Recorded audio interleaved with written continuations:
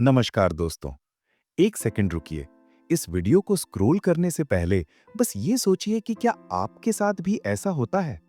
सुबह उठते ही फोन उठाते हैं, दिन भर दूसरों की जिंदगी देखते रहते हैं, काम करते करते थक जाते हैं और रात को लगता है कि आज भी कुछ खास नहीं हुआ। अगर हाँ, तो ये वीडियो आपके लिए ही है। हम सब एक अजीब दौर में जी रहे हैं। सब कुछ है लेकिन सुकून नहीं है।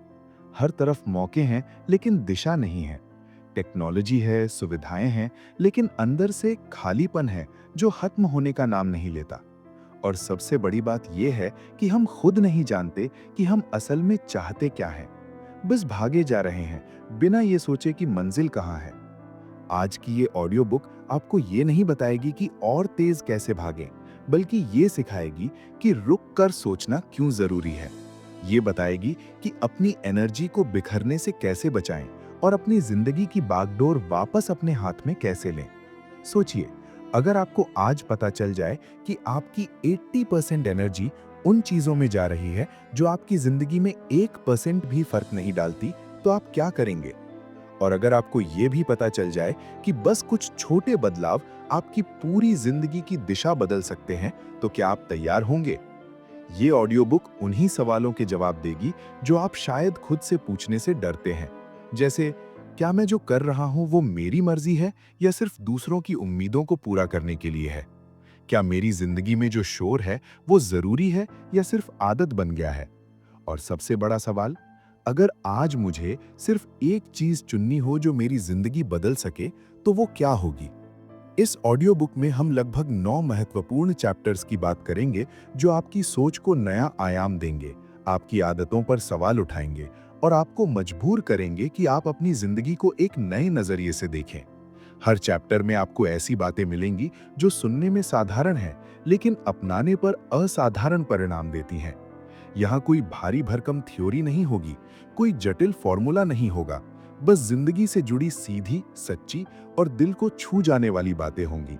और मैं आपसे एक वादा करता हूं, अगर आपने इस वीडियो को पूरा देखा, तो अंत तक पहुंचते पहुंचते आप खुद में एक अलग ही स्पष्टता महसूस करेंगे, जैसे धुंध छंट गई हो और रास्ता साफ दिखने लगा हो। इसलिए खुद से एक छोटा सा वादा कीजिए कि आप इस वीडियो को बीच में छोड़कर नहीं जाएंगे, क्योंकि हर अगला मिनट आपको आपकी असली क्षमता के और करीब ले जाएगा। और जब वीडियो खत्म हो, तब अगर आपको लगे कि इसने आपकी सोच में थोड़ा सा भी बदलाव किया, आपको अपनी प्राथमिकताओं पर सोचने पर मजबूर किया, तो वीडियो को लाइक करना मत भूलिएगा। चैनल को सब्सक्राइब कीजिएगा, ताकि ऐसी ही जिंदगी बदल देने वाली ऑडियो बुक्स आप तक लगातार पहुंचती रहें। अब बिना और समय गवाए शुरू करते हैं वो सफर जहां हम अपनी जिंदगी का कंट्रोल वापस लेना सीखेंगे। चैप्टर 1, बिखराव की जड़ और असली समस्या। हम में से ज्यादातर लोग ये मानते हैं कि उनकी जिंदगी में समय की कमी है, लेकिन सच ये है कि समय सबके पास बराबर है। फर्क सिर्फ इतना है कि कुछ लोग उसे सही जगह लगाते हैं और कुछ लोग उसे बर्बाद करते हैं। इस चैप्टर की शुरुआत एक बहुत ही गहरे सवाल से होती है कि आखिर हमारा समय जाता कहाँ है।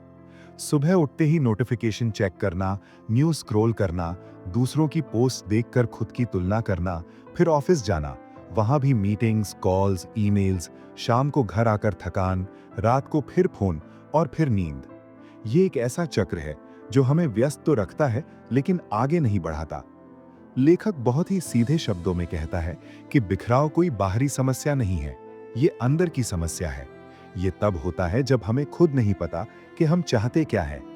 इस चैप्टर में बताया गया है कि जब हमारी प्राथमिकताएं स्पष्ट नहीं होती, तो हम हर चीज को जरूरी मान लेते हैं, हर मौके को पकड़ने की कोशिश करते हैं, हर किसी को खुश करने की कोशिश करते हैं और इसी चक्कर में अपनी असली जरूरतों को भूल जाते हैं। लेखक एक उदाहरण देता है। एक आदमी पूरे दिन दफ्तर में काम करता है, शाम को थका मांदा घर आता है, बच्चों के साथ समय नहीं बिता पाता, पत्नी से बात नहीं कर पाता और रात को सोचता है कि मैं इतना काम करता हूं, फिर भी जिंदगी में कुछ कमी क्यों है। असल में कमी काम में नहीं है, कमी प्राथमिकताओं में है। वो आदमी दफ्तर के हर छोटे बड़े काम को जरूरी मान रहा है, लेकिन अपने परिवार को, अपनी सेहत को, अपनी खुशी को टाल रहा है। यही बिखराव की जड़ है। हम उन चीजों पर ध्यान दे रहे हैं जो शोर करती हैं और उन्हें इग्नोर कर रहे हैं जो वाकई मायने रखती हैं। इस चैप्टर में एक बहुत ही ताकतवर बात कही गई है कि अगर आप खुद से ये नहीं पूछते कि मेरी जिंदगी में सबसे जरूरी क्या है, तो दुनिया आपको बताती रहेगी कि आपको क्या करना चाहिए, और फिर आप जिंदगी भर दूसरों की प्राथमिकताओं को पूरा करते रहेंगे। लेखक हमें ये भी समझाता है कि बिखराव सिर्फ समय का मसला नहीं है, ये मानसिक शांति का मसला है। जब हमारा ध्यान बिखरा होता है तो हम अंदर से बेचैन रहते हैं। हमें लगता है कि कुछ छूट रहा है, कहीं पीछे रह रहे हैं। लेकिन सच ये है कि जो अपनी प्राथमिकताओं को समझ लेता है, वो कम काम करके भी ज्यादा हासिल करता है। और जो हर चीज में हाथ डालता है, वो थक कर भी खाली हाथ रहता है। इस चैप्टर के अंत तक ये बात साफ हो जाती है कि अगर हमें अपनी जिंदगी में असली बदलाव चाहिए, तो सबसे पहले हमें ये स्वीकार करना होगा कि हम बिखरे हुए हैं, और फिर ये तय करना होगा कि अब हम अपनी ऊर्जा को सही दिशा में लगाएंगे। चैप्टर 2, शोर और सन्नाटे का फर्क। इस चैप्टर में लेखक हमें एक बहुत ही महत्वपूर्ण अंतर समझाता है कि हमारी जिंदगी में दो तरह की चीजें होती हैं, एक जो शोर करती हैं और एक जो सन्नाटे में रहती हैं। शोर करने वाली चीजें तुरंत ध्यान मांगती हैं, जैसे मोबाइल की नोटिफिकेशन, सोशल मीडिया की लाइक्स, दूसरों की राय, तुलना, जल्दी अमीर बनने के तरीके। ये सब हमारे दिमाग पर लगातार बमबारी करते रहते हैं। लेकिन सन्नाटे में रहने वाली चीजें शांत होती हैं, जैसे सेहत, रिश्ते, आत्मविश्वास, हुनर, मानसिक शांति। ये कभी चिल्लाकर नहीं कहती कि मुझ पर ध्यान दो, लेकिन इनका असर जिंदगी भर रहता है। लेखक बताता है कि हमारी सबसे बड़ी गलती ये है कि हम शोर को जरूरी मान लेते हैं और सन्नाटे को इग्नोर कर देते हैं। उदाहरण के लिए, एक व्यक्ति दिन भर सोशल मीडिया पर पोस्ट करता है, लाइक्स और कमेंट्स गिनता है, दूसरों की जिंदगी से अपनी तुलना करता है, लेकिन अपनी सेहत पर ध्यान नहीं देता, अपने परिवार के साथ समय नहीं बिताता, अपने हुनर को नहीं निखारता। 5 साल बाद क्या होता है? सोशल मीडिया की वो पोस्ट्स कोई याद नहीं रखता, लेकिन बिगड़ी हुई सेहत, टूटे हुए रिश्ते और अधूरे सपने जिंदगी भर साथ रहते हैं।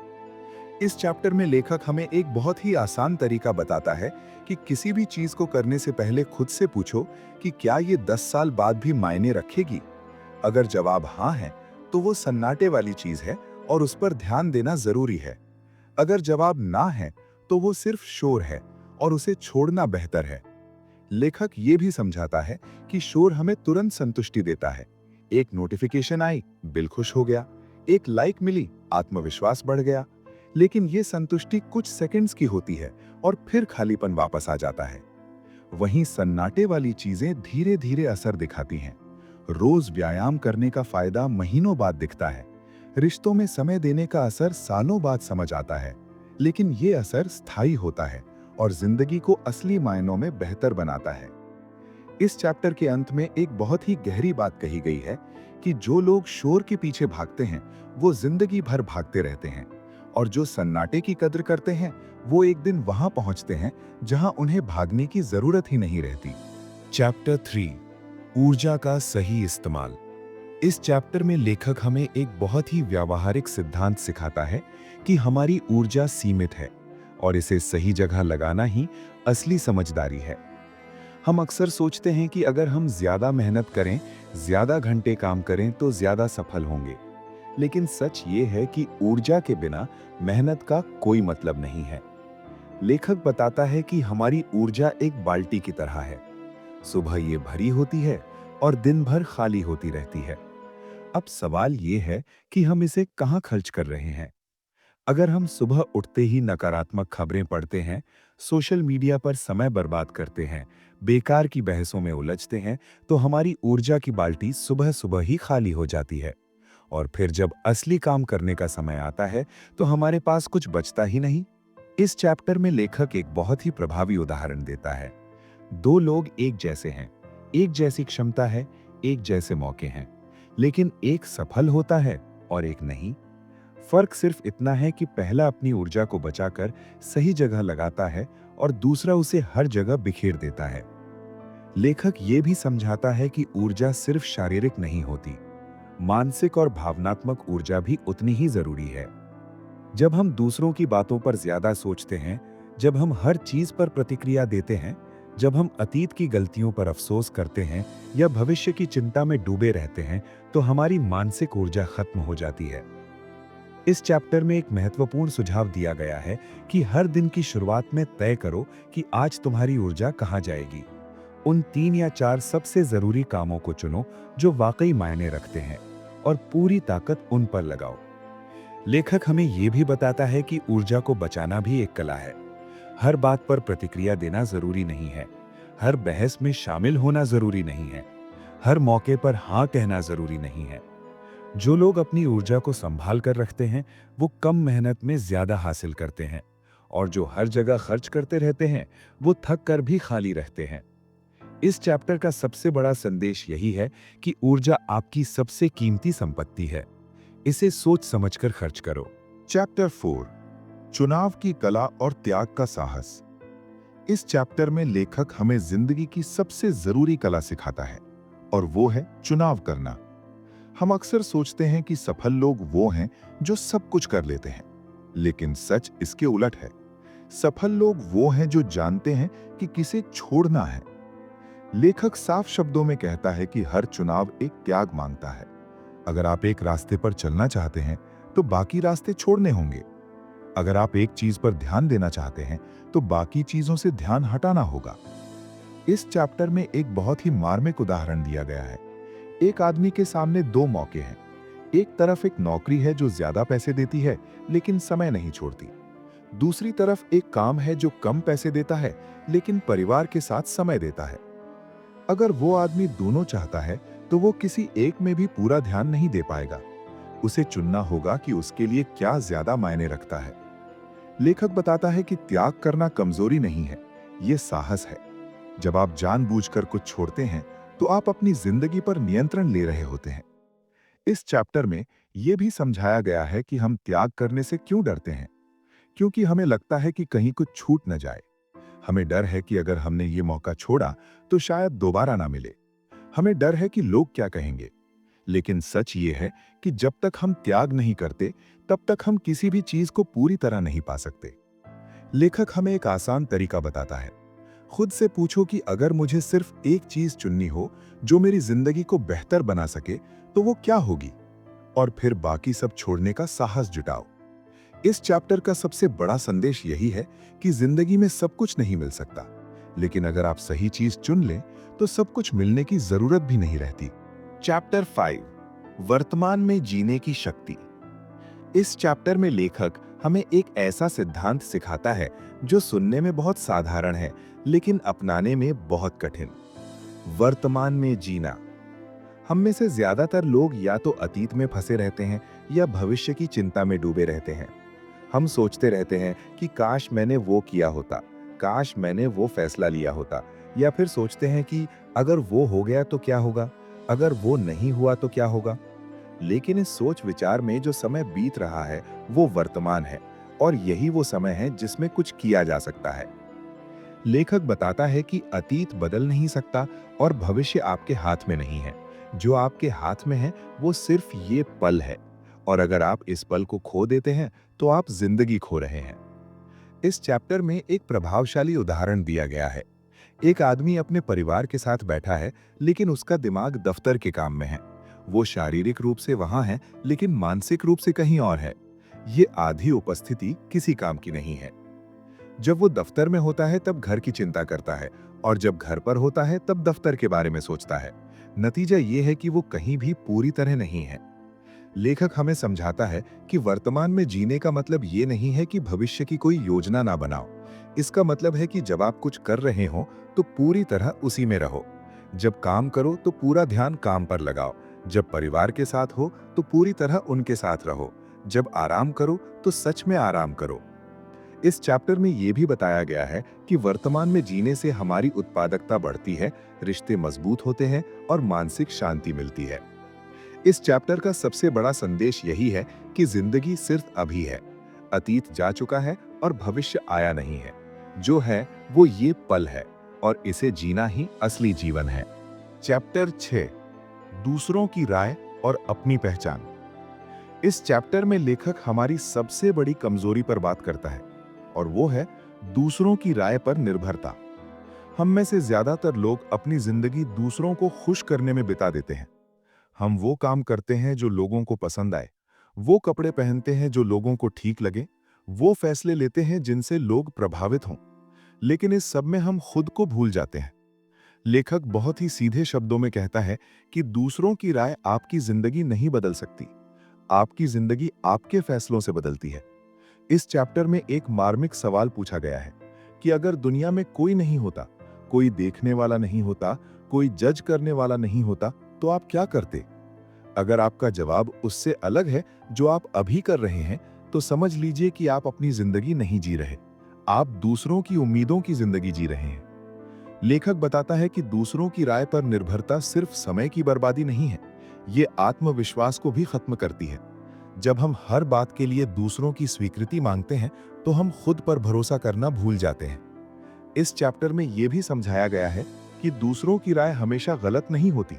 कभी-कभी सच्ची सलाह काम की होती है, लेकिन फर्क यह है कि सलाह लेना और दूसरों की राय से अपनी जिंदगी चलाना दो अलग बातें हैं। लेखक हमें एक महत्वपूर्ण सुझाव देता है कि जब भी कोई फैसला लेना हो, तो पहले खुद से पूछो कि मैं क्या चाहता हूं, और फिर तय करो कि दूसरों की राय कितनी जरूरी है। इस चैप्टर का सबसे बड़ा संदेश यही है कि जब तक आप दूसरों की राय से आजाद नहीं होते, तब तक आप अपनी असली जिंदगी शुरू नहीं कर सकते। चैप्टर 7, सादगी की ताकत और जटिलता से बचाव। इस चैप्टर में लेखक हमें एक ऐसा सिद्धांत समझाता है जो आज की दुनिया में बहुत जरूरी है: सादगी। हम अक्सर सोचते हैं कि जिंदगी जितनी जटिल होगी, उतनी ही सफल होगी। ज्यादा चीजें, ज्यादा संबंध, ज्यादा जिम्मेदारियां, ज्यादा प्रतिबद्धताएं। लेकिन सच ये है कि जटिलता हमें आगे नहीं बढ़ाती, ये हमें उलझाती है। लेखक बताता है कि सफल लोग अपनी जिंदगी को सरल रखते हैं। वो कम चीजों पर ध्यान देते हैं, लेकिन उन पर पूरा ध्यान देते हैं। वो कम संबंध रखते हैं, लेकिन गहरे रखते हैं। वो कम लक्ष्य रखते हैं, लेकिन उन्हें पूरा करते हैं। इस चैप्टर में एक प्रभावी उदाहरण दिया गया है। दो कंपनियां हैं, एक के पास 100 प्रोडक्ट्स हैं और एक के पास 10।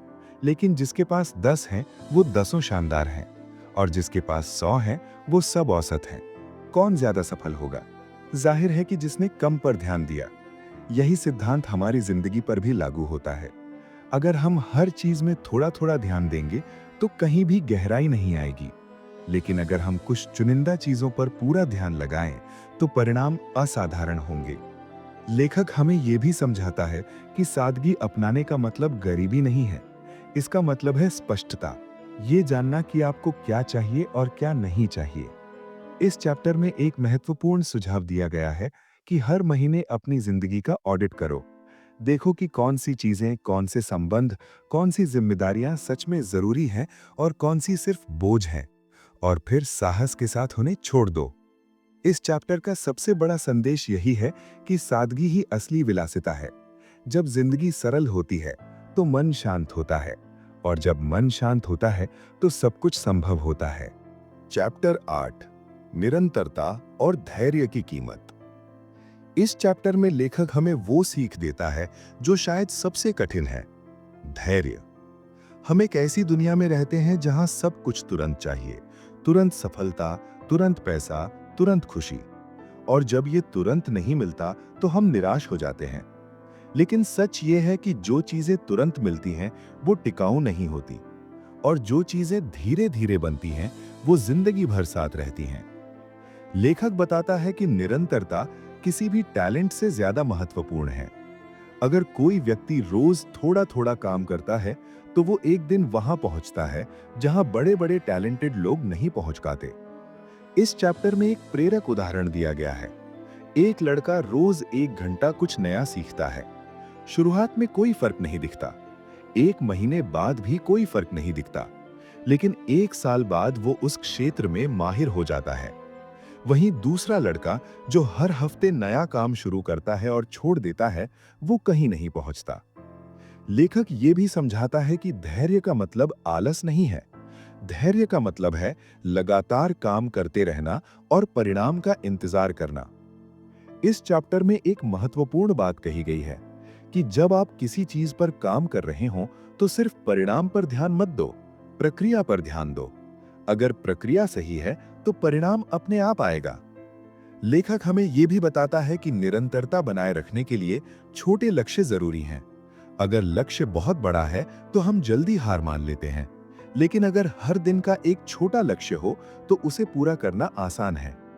इस चैप्टर का सबसे बड़ा संदेश यही है कि सफलता रातों रात नहीं आती, ये रोज थोड़ा थोड़ा करने से आती है।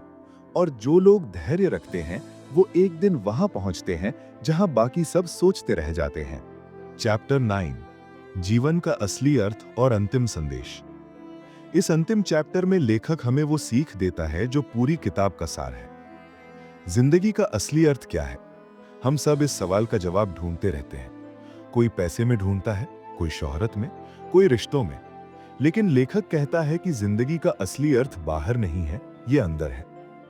जब आप अपने फोकस को सही जगह लगाते हैं, जब आप अपनी ऊर्जा को बचाकर रखते हैं, जब आप सही चुनाव करते हैं, जब आप वर्तमान में जीते हैं, जब आप दूसरों की राय से आजाद होते हैं, जब आप सादगी अपनाते हैं और जब आप धैर्य रखते हैं, तब आप खुद ब खुद जिंदगी के असली अर्थ के करीब पहुंच जाते हैं।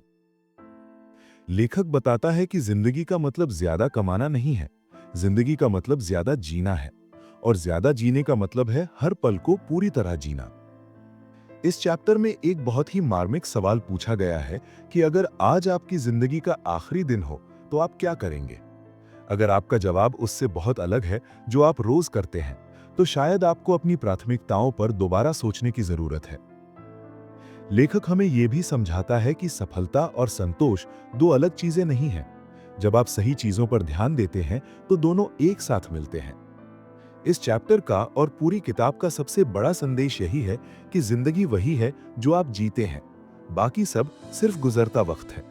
इसलिए अपना फोकस सही जगह लगाओ, अपनी ऊर्जा सही कामों में खर्च करो और हर पल को इस तरह जियो जैसे वो मायने रखता है, क्योंकि सच में वो मायने रखता है। समापन। अब जब हमने इस पूरी यात्रा को पूरा कर लिया है, तो उम्मीद है कि आपको ये स्पष्ट हो गया होगा कि जिंदगी में असली बदलाव सिर्फ मेहनत से नहीं, बल्कि सही दिशा में लगातार ध्यान देने से आता है। आपने जाना कि बिखराव की असली जड़ क्या है, शोर और सन्नाटे का फर्क क्या है, ऊर्जा को कैसे सही जगह लगाना है, चुनाव करने की कला क्या है, वर्तमान में जीने की ताकत क्या है, दूसरों की राय से कैसे आजाद होना है, सादगी क्यों जरूरी है, धैर्य की कीमत क्या है और जिंदगी का असली अर्थ क्या है। अगर आपने इस वीडियो को पूरा देखा तो आप सिर्फ जानकारी नहीं ले रहे, आप अपनी जिंदगी में बदलाव लाने का पहला कदम उठा रहे हैं। अब आपकी बारी है कि जो आपने सीखा है उसे अपनी रोजमर्रा की जिंदगी में उतारें, अपने फोकस को सही दिशा में लगाएं, अपनी प्राथमिकताओं को पहचानें और हर दिन थोड़ा बेहतर बनने की कोशिश करें। और अगर आपको ये वीडियो पसंद आया, अगर आपको लगा कि इसने आपकी सोच में थोड़ा सा भी बदलाव किया, तो वीडियो को लाइक जरूर कीजिए, क्योंकि ये हमें और ऐसी प्रेरक सामग्री लाने के लिए प्रोत्साहित करता है। साथ ही चैनल को सब्सक्राइब करें और बेल आइकॉन दबाएं, ताकि आप हमारी आने वाली हर ऑडियो बुक सारांश और मोटिवेशनल वीडियो सबसे पहले देख सकें। याद रखिए, बदलाव तभी आता है जब आप उसे अपनाते हैं, और सही फोकस ही वो चाबी है जो आपकी जिंदगी को असली सफलता और संतोष की ओर ले जाएगी। तो चलिए, आज से अपने फोकस को सही दिशा में लगाएं और अपनी जिंदगी को अगले स्तर पर ले जाएं। धन्यवाद दोस्तों।